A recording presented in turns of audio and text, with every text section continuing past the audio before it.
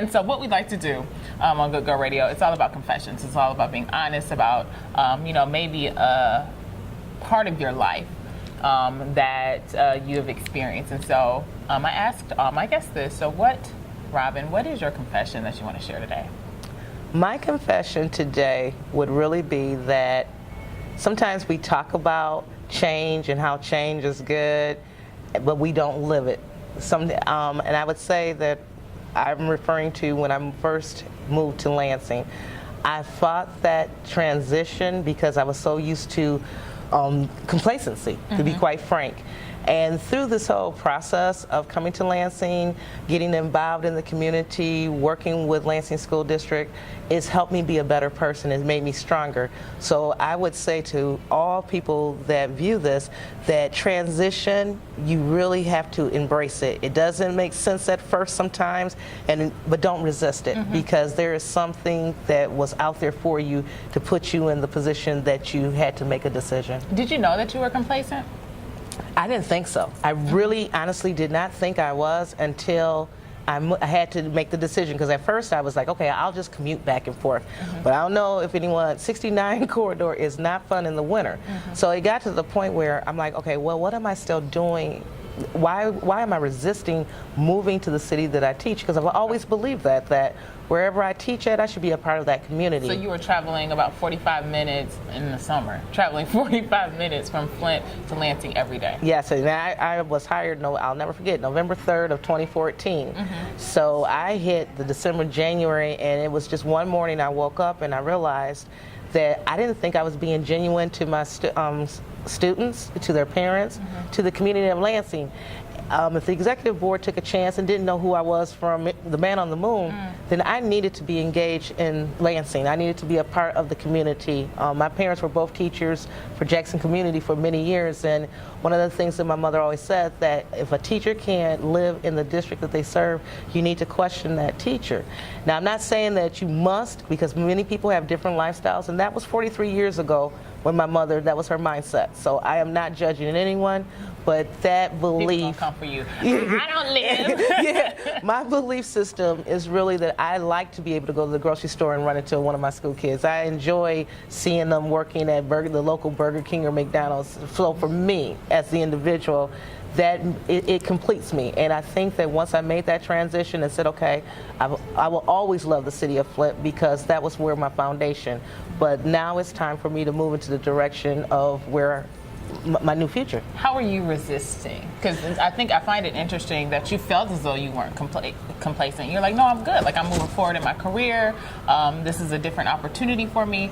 But you realized the complacency, and then you also said you realized the resistance. What were some indicators that said, yep, I'm resisting? The fact that I was just dog tired every single day, because that meant getting up at 4:30 to be at work on time. And I'm one of those people that I love to plan in the morning.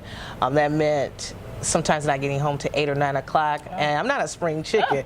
So it was almost like, what are you doing? This was part of that resistance, because so comfortable in my townhouse. I knew where everything was at in Flint, didn't know Lansing, wasn't, and at the same time, I'm like, okay, you're here, get lost. Why are you acting like you've always been accustomed to GPS? Because again, GPS was not something we used to have. Was it like a voice inside of you that said, like, get lost? Or like, yes, what are you doing? It was like something within me kept saying that the reason why you're feeling uncomfortable to this change is because you didn't completely make the change. You're trying to hold on to past, and I think that when you get comfortable, you want to cling to something that you know. But I do think that if I'm going to be an instructor asking my children to challenge themselves, I had to challenge myself, and it wound up being one of the best moves I've made. So when you finally made the move and you decided to find a place here, how did you feel? Was it like a sense of relief? Like, yep, I did it. I followed my gut. I followed that voice inside. Was it refreshing? It was refreshing. The scenery, the people that I met along the way, excellent neighbors. And my neighbors are Michigan State students. They were very mannerable, respectful. When I first moved down here, I can remember barbecuing, and one of the young men were like, that smells so good. And I'm like, well, young man, come on up here, grab a plate, this is what I used to do in Flint. So some of the things that I did in Flint, I was able to do here. So it was almost like that voice popped up. You know what? People are people. Give a person a chance, you can make relationships and you can have that comfort zone. So today, if I'm not home at a certain time, that young man, Miss Robyn, I was just checking on you to make sure that you got home. And then I mentioned to you I have a second job. So sometimes when I get off later than normal, my next door neighbor, he will also wait up and leave the light on to make sure that I'm inside. So I think that the transition was the best thing that I ever could do. But I became, I don't know, I complacent, lazy. I'm not really for sure what it was, what made me want to just not do what made sense. It is a win. It was one of the best things that ever happened for me. But again, as far as my confession, I was my own biggest enemy. I don't know why I was dragging. And actually, as I'm talking to you, I think that 14 years in Flint as a teacher and the connection I had with my children, I think that that's what I was afraid of losing. And what's so funny about it, no matter where they're at, they always still keep in contact with me and let me know what they're doing. So I still feel like I'm still a part of the Flint community, but I have a new community, and they all have encouraged me to, Ms. Muray, make sure that you treat the kids down here in Lansing like you treated us. So I'm happy.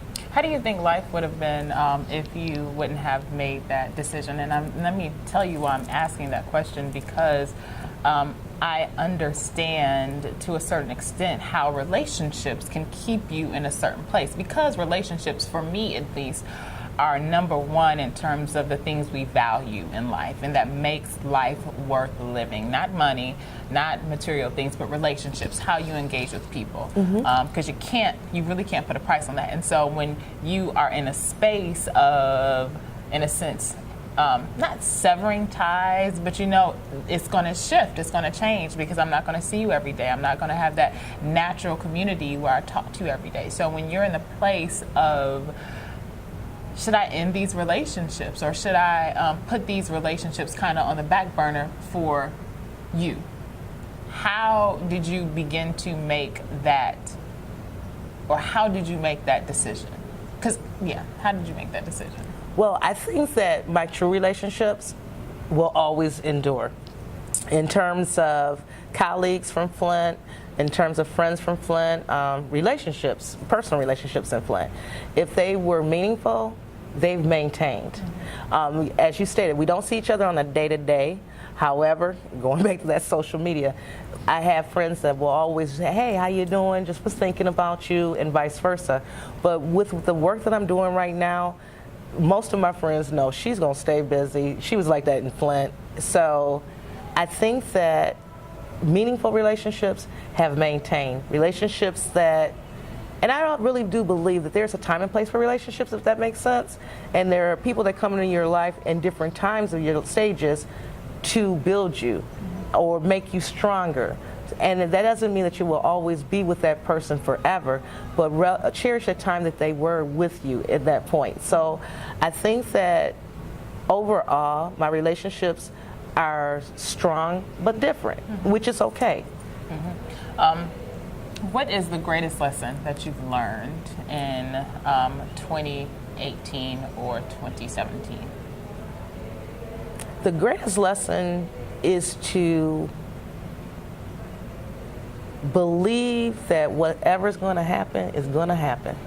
You can alter it to a certain degree, but I think that whatever God's plan is for you, it's set in stone.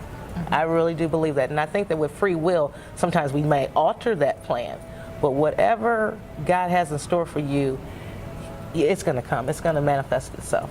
So I think that that's the biggest lesson I've learned, and that has shown through receiving Regional Teacher of the Year, being a part of Lansing School District, working with advisory boards.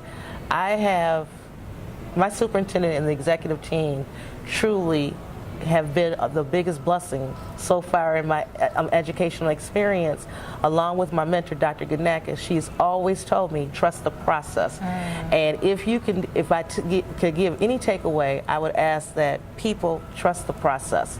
Sometimes you can't be in charge of everything in your life, but you have to believe that there is a process in your life, and that there's something higher in yourself that's guiding that force. All right, thank you so much, Robyn. I appreciate your Thank time. you. I'm excited about your next steps, and that trust the process that's gonna hit home, and that's gonna stick with our viewers, hopefully. Well, thank you, and thank you for this opportunity. I really appreciate you, Ms. King. All right, thank you for being here. This is GoodGirlRadio.com.